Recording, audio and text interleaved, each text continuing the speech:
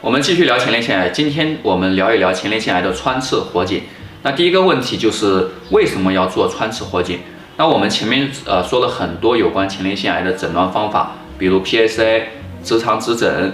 还有超声，甚至是核磁。那么这些检查提示有异常呢，它只是临床诊断或者呢就是高度怀疑是前列腺癌，只能下这个临床诊断。那么最终我们要100%确定它是不是前列腺癌。那么我们一定要取到这个可疑的组织，然后呢对这个组织呢进行这个处理，在显微镜下呢去观察它里面有没有癌细胞。那如果说有癌细胞的话，那么我们就可以下这个病理诊断，那它就是一个前列腺癌。所以说这个穿刺活检呢，它的最终目的是活检，就是说要取到这个病理组织。那么穿刺的只是取得这个病理组织的一个途径所以说我们合称叫穿刺活检。那穿刺活检呢，就相当于这个疾病的最高级别的法院了，就是能给他下最终的判决书所以这就是为什么要做穿刺活检，因为前面那些检查呢，它得不到这个可疑的病理组织，而只有穿刺活检呢，它才能得到这个病理组织。那么穿刺活检它有没有像其他检查一样有这个假阴性和假阳性呢？其实它也是有的，但是这里呢，它没有所谓的假阳性它只有假阴性。什么意思呢？就是没有假阳性。如果说穿刺活检穿出来的结果有癌细胞，那么它就一定是癌症，就一定是前列腺癌。但是呢，如果说穿不出来，不代表它不是前列腺癌给大家举个例子比如说这是一个前列腺，那么里面呢有一块组织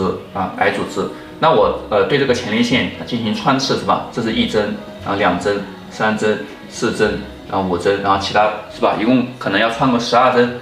那么这个12针下来有没有可能穿不到这个肿瘤组织呢？有可能。所以说这12针有可能都是阴性的，那么你就不能说明，那你也不能排除它就一定不是前列腺癌，只是你没有穿到。那这种可能性是不是有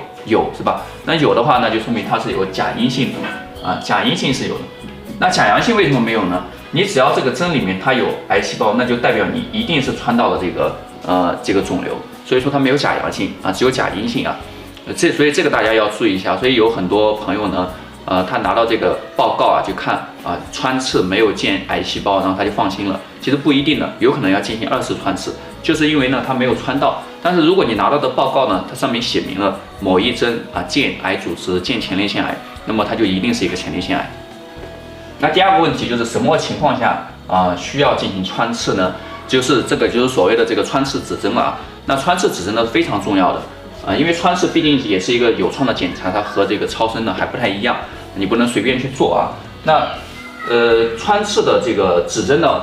其实就3大块就非常重要。第一个呢就是我们前面说的一个是直肠指诊呢，医生用手摸到可疑的结节。那这个时候呢无论这个什么 PSA 数值就其他的不管了只要我摸到有一些可疑的结节，那么都可以进行穿刺，这是第一个那第二个呢就是这个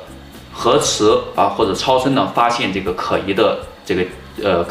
影像学的表现，比如说超声发现一些可疑的低回声或者核磁呢发生一些异常的信号，那么这个信号呢或者这个回声就怀疑是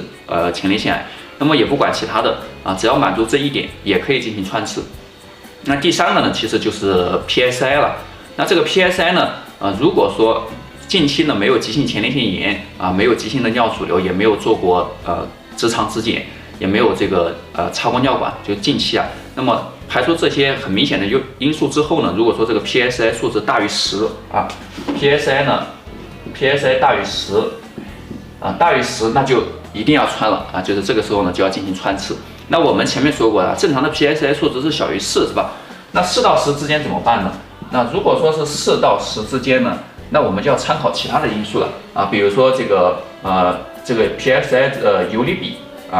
PSI 的游离比还有呢就是我们前面说的很多PSI 的密度这些都可以作为穿刺。如果说这里面的它的指标里面有异常的话，那么我们也需要进行穿刺就是4到10之间的这种情况所以这就是它的穿刺指针。其实还有一种情况呢，就是叫2次穿刺，重复穿刺，就是我前面说的这种。如果说它第一次没有穿到是吧？那么有没有可能是因为你没有穿到呢？有可能，所以有时候需要进行2次穿刺。那2次穿刺介于什么时候呢？其实跟1次穿刺差不多，只不过呢就是说后续比如说后续复查的时候你比如说第一次穿刺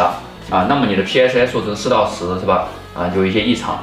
然后呢，你后面复查的时候呢，这个数值还在增加或者已经大于10了，那么这个时候也是需要穿刺的或者还有一些这个超声或者核磁高度怀疑这个组织呢，它是一个前列腺癌，那也可以过一段时间以后呢重复的进行穿刺，这就2次穿刺。当然这个2次穿刺穿出来阳性概率呢就不高了，所以我们2次穿刺不详细说，这个需要根据你的具体情况来那么第3个问题，什么情况下不能穿刺还有它的穿刺的并发症，这就放在一起了。因为不能穿刺呢，鉴于什么情况呢？如果说你满足了穿刺指征又不能穿刺，无非就是穿刺的风险的问题那你比如说有的患者呢，他有严重的糖尿病是吧？然后你这时候穿刺呢，它容易这个引发全身的一些感染还有呢，有些患者呢，他有这个凝血功能障碍或者他的心肺功能不好，他不能耐受这个手术这个虽然这个手术很小不能耐受，那么这种情况呢也是不穿刺的。所以这个就是不能穿刺的一些指征还有一些比如说急性前列腺炎，同时患有急性前列腺炎，当然同时患有急性前列腺炎，它的 PSA 也会高，这种情况下一般也不会穿还有就是它的并发症，那它的并发症主要是什么呢？就是穿刺之后的并发症，最常见的就是一些感染。因为我们现在最常见的这个穿刺就是第4个一起讲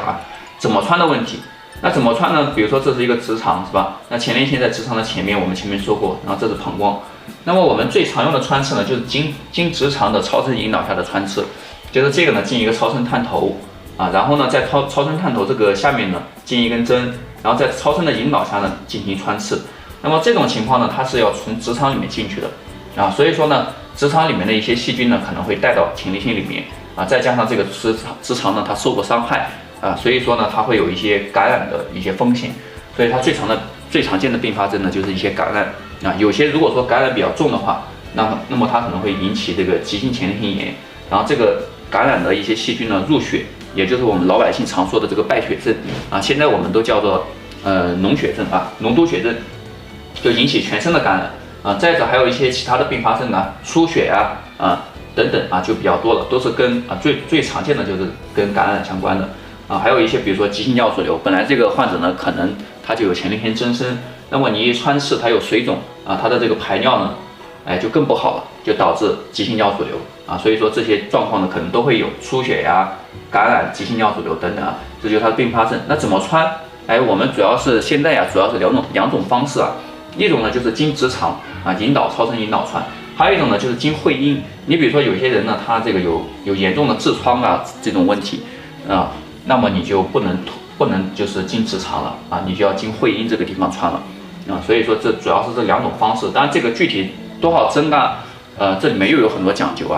比如说我们常用的有12针的法，12针呢就是属于系统穿刺，就对这个前列腺呢就是进行这个系统的穿刺就穿12针还有呢就是靶向穿刺，就是我们可以术前对它进行核磁定位嘛，术前要检查核磁的，或者就是直接在核磁的引导下对可疑部位呢进行穿刺然后再有一些就是超声引导的融合靶向穿刺，那这个都是为了提高它的穿刺的准确率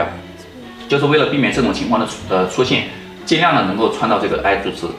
所以这个就是穿刺的一些方式。那么关于其实这个前列腺癌的穿刺活检呢还有几点，就是说术前的一些准备因为我们知道它要经过肠道穿，所以术前呢要肠道准备，甚至呢要预防性的用一些抗生素预防的感染。那好，今天的这个